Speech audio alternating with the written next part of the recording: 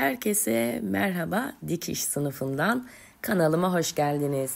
Şimdi sizinle birlikte bu fermuarlı sweatshirt'ü dikeceğiz. Eğer videoyu dikkatli izlerseniz ve izlediklerinizi uygularsanız siz de bu şık, spor ve zarif kırmızı fermuarlı sweatshirt'ü dikebilirsiniz. Kumaşımız gördüğünüz gibi kendinden dokulu bir kumaş.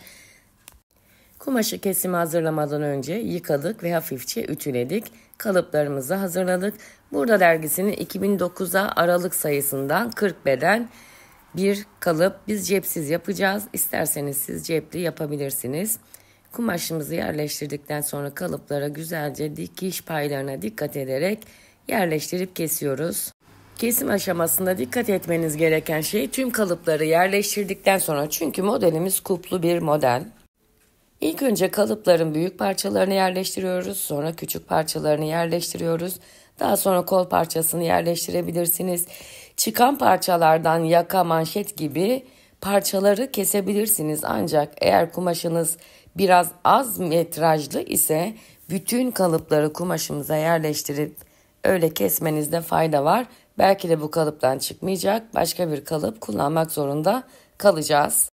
Biz tüm kontrollerimizi yaptıktan sonra kalıplarımızı kestik ve overlock çekmek için hazırladık. Bakınız, iğnelemeye, üzerine ağırlık koymaya ve düz boy ipliğine her videomda olduğu gibi söylüyorum bunları. Bu arada siz kanalıma abone olmayı, yorum yazmayı ve beğenmeyi lütfen unutmayın. Yorumlarınızı da çok merak ediyorum. Overlock makinamızı deneme parçasında ayarladıktan sonra parçaları tek tek overlock çekiyoruz. Biraz kalın olduğu için ve ev tipi makinalarda bazen kalın kumaşlar zorladığı için tek tek overlock çekmekte fayda var. Ama sanayi makinanız varsa veya kumaşınız çok kalın değilse overlockla birleştirebilirsiniz. İki teknik de doğrudur, yanlış değildir. Biz bu çalışmada parçaları tek tek overlock çekmeye karar verdik. Overlock ve makine ayarlarımız, tansiyon ayarlarımız her kumaşa, kalınlığına ve esnekliğine göre de değişir demiştik. Dikiş makinesi ve overlock makinesi ayarları için overlock makinesi ile ilgili çektiğim bütün videolar için oynatma listelerime bakabilirsiniz. Birinci olarak arka bedenin yan kuplarını birleştiriyoruz.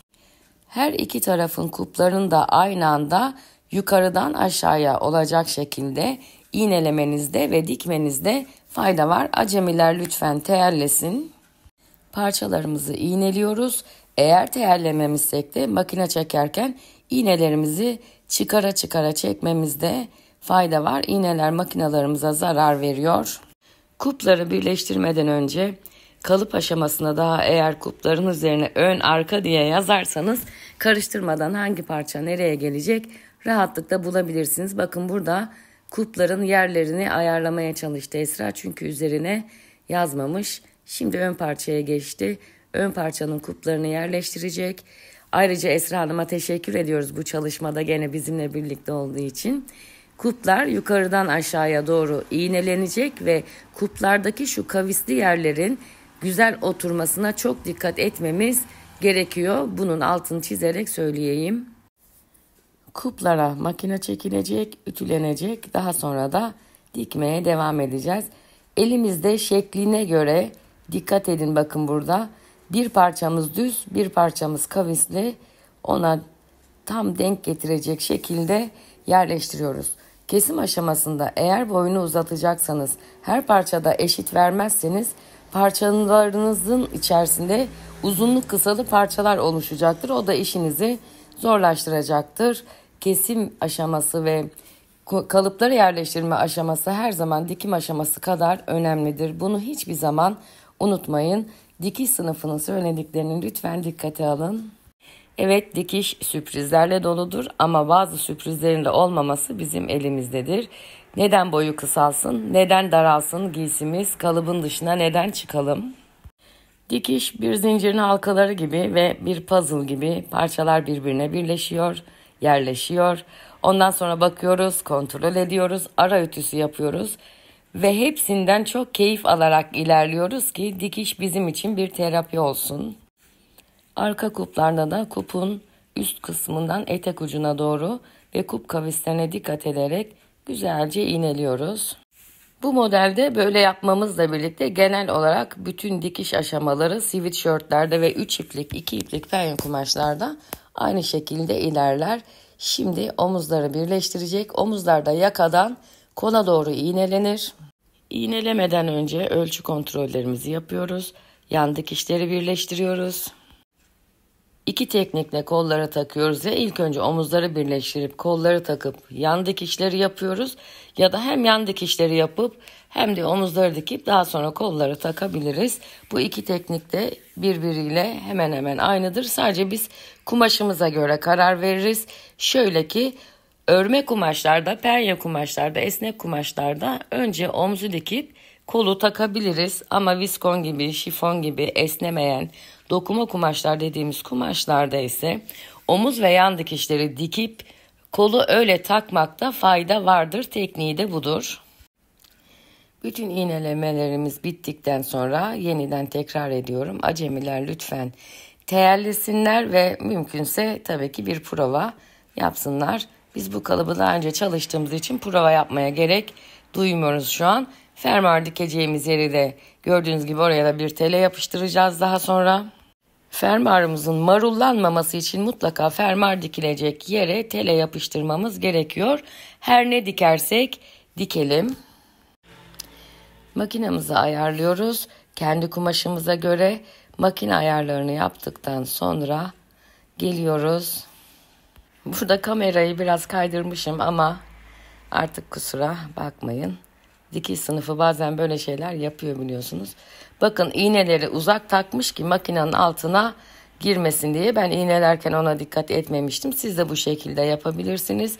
İğneler uzakta olabilir ama uzakta değilse asla baskı ayağının altına ve dikişin altına iğnelerimizi yatay takmış olsak bile yapmamakta fayda var. Bunu çok sık söylüyorum. Makinenizin ömrünü kısaltırsınız. Daha çok bakım yaptırmak zorunda kalırsınız. Dikişlerimiz bitti. Şimdi ütüleyeceğiz ve kolları takacağız. Ama ilk önce yaka parçamızı da hazırlayabiliriz. Yakayı önce yapabilirsiniz. Koldan önce. Önce kolu takıp yakayı yapabilirsiniz. Bu tamamen size kalmış. Büyük parçaları elimizde döndürmek ve çevirmek, taşımak daha zor olduğu için yaka, fermuar gibi kısımları kol takmadan önce de yapmakta fayda var. Bir sakınca yok. Bakalım şimdi hep birlikte Esra Hanım hangi yönteme başvuracak. Bakın önce yakayı takmadı, kolları taktı. Kolları tabii ki kol işaretlerine göre yaptı, ütüsünü yaptı, fermuarını koydu. Fermuarını koymasının nedeni de yakayla birlikte fermuarın boyunu ayarlamak. Kol alt dikişiyle yan dikişte kolun altındaki yer denk geldi. Fermuarımıza bakıyoruz. Telamızı yapıştıracağız. Bu fermuar ve yaka takmayla ilgili ayrıca ayrıntılı bir video sizler için çekeceğim. Bunun küçük küçük teknikleri var böyle bilmeniz gereken. Hepsini bir videoya sığdıramıyoruz ne yazık ki. Hem videolarımız çok uzun oluyor hem de insanlar bazen uzun videolardan sıkılabiliyor. Bakın şerit telalarımızı yapıştırdık. İpli tela da yapıştırabilirsiniz buraya. Kendiniz parça telalardan kalanları atmadığınız o telalar var ya, onlardan da parça parça kesip yapabilirsiniz. Yakamızın da tek katına kumaşına göre değişir. Tela yapıştırabilirsiniz, yapıştırmayabilirsiniz. Yakanın iki kısa kenarının makinesini çekti. Köşelerini çıtlattı. İçinde kalınlık yapmaması için kenarlarından fazlalık payı kesti ve uçlarını 90 derecelik bir açıyla makasın ucuyla düzelte çıkardı. Burada yakayı tam ortadan ikiye katlayarak ölçü kontrolü de yapın. Bir tarafı daha büyük, bir tarafı daha kısa olmasın yakanızın. Tamamen simetrik ve eşit olsun. Tersine yapılan dikişler yüzüne çevrileceği zaman fazlalıkların kesilmesi ve çıtlatılması oldukça önemlidir. Kumaş bizi yormadı. Gayet güzel bir kumaşmış. Üzmedi. Ağzı burnu kaymadı. Pazardan alınan bir kumaş gene. Parça kumaşları içerisinden. Bakın yakayı ters çevirdi. Dikkat etmenizi istiyorum burada. Yakayla birlikte dikecek ve yakayı bu tarafa eliyle çevirecek. Şimdi öbür tarafını yerleştiriyor yakanın. Karmaşık gelmesin. Son derece kolay ve pratik ve temiz bir dikiş olacaktır. Burada söylediğim gibi ayrıca bir yaka videosu sizler için çekeceğim. Yakamız eşit. Parçalarımızı incelttik, çıtlattık. Şimdi sıra geldi fermuarı dikmeye. Bazı yaka modellerinde önce fermuar takılabilir, fermuarla yaka birlikte dikilebilir. Modele göre değişir. Biz bu şekilde yapıyoruz bu modelde. Diğer yöntemleri de ayrı videolarda gösteririz inşallah. Ölçü kontrollerimizi yapıyoruz. Burada bir ara ütü yapmamız gerekiyor. Ara ütümüzü yapıyoruz. Genel olarak şöyle bir sağına soluna bakıyoruz ve fermuarımızı üstten spor dikiş olacak şekilde dikiyoruz. Arka yakaya da şerit diktik, overlocklar gözükmesin diye. Dışı kadar içinin de temiz olması gerekiyor yaptığımız dikişin. İçini kim görüyor ki, ne olacak ki, boş verin demeyin. Dikişte asıl sanat içini temiz tutmaktadır. Nakışta da aynı şekilde. Yaptığınız ürünün içi dışı tertemiz olması gerekiyor. Hiçbir yerinde fermuarda esneme olmadı çünkü tela yapıştırmıştık. Gördüğünüz üzere fermuarı dikerken de sağ ve sol tarafta, her iki tarafta da yakadan etek ucuna doğru dikmeniz gerekiyor. Fermuardaki marullanmanın bir nedeni de birini üstten aşağıya doğru, birini de aşağıdan yukarıya doğru dikmekten kaynaklanıyor. Umarım beğenmişsinizdir. Umarım videomuz faydalı olmuştur. Yorumlar kısmına bekliyorum. Lütfen abone olmayı unutmayın. Arkadaşlarınızla da paylaşın. Sevgiler dikiş sınıfından.